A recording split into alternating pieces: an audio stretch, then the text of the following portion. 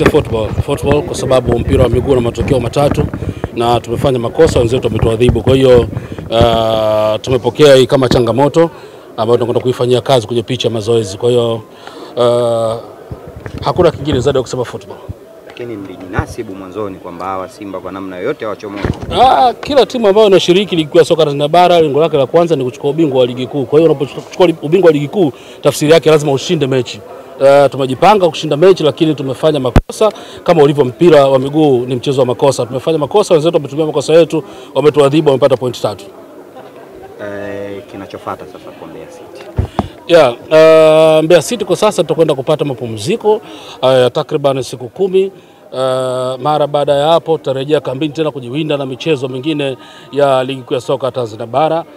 Tayari kabisa kuendelea kupeperusha bendera yetu vyema. Umetuambia hapa kila timu inayoshiriki ligi kuu lengo lake ni kuchukua ubingwa. Ndio. Hii ni moja ya ndoto ya Mbeya City kwa msimu huu. Tulikuwa tumecheza championship kwa takriban miaka 2.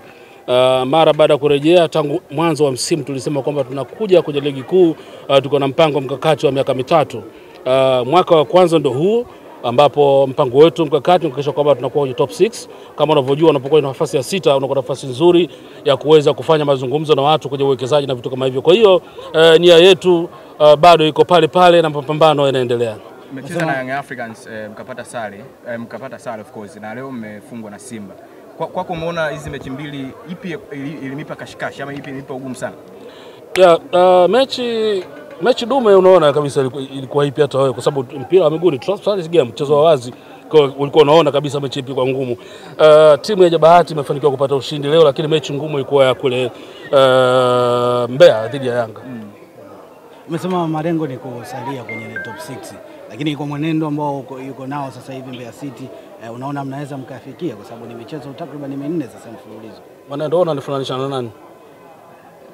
Wewe unanifananisha na nani mwenendo huo? Wewe si unasema unataka kuwepo top 6? Yes, ananiambia mwenendo huu yeye kama uelewi, anamuuliza ananifananisha na nani? Mimi nataka top 6, nitaipata top 6. Kwa mwenendo huu akusuasua? Even kinyonga anaweza kana taratibu lakini safari yake kafika. Lakini utafika ukiwa umechoka. Nitafika? Ukiwa umechoka sana. Malengo ni nini? Safari inaweza kafia njiani. Kumbe unaniambia nitafika nikiwa nimechoka, safari itafia njiani. Nasema hivi nitafika top 6, malengo nitayatimiza. Tunakwenda kwenye picha mazoezi, mara baada ya mapumziko tutafanya marekebisho na maboresho kwenye kikosi chetu na kama unavyojua sasa hivi tuko kwenye mchakato kumpata mwalimu mpya. Muda sio mrefu tutamtangaza mwalimu wetu ambaye atakuja kunua kikosi chetu cha Mbeya City. Historia yenu na mechi na Yanga zinakuwa ni nzuri sana kuliko mechi za Simba. Pengine hapa unaweza kutufafanulia kiufupi zaidi? Kwa sababu mechi za Simba zinakuwa ni kama mnapoteza nyingi kuliko za Young Africans. Ukiangalia historia ya Mbeya City na Yanga na Mbeya City na Simba, sisi Simba tumemfunga mara nyingi, Yanga tumemfunga mara moja tu. Simba tumefunga nje ndani, Simba tumemfunga away, umeona. Yanga tumefunga mara moja tu nyumbani. Kwa hiyo sijui michezo ya mwisho ni kama ina mihukumu.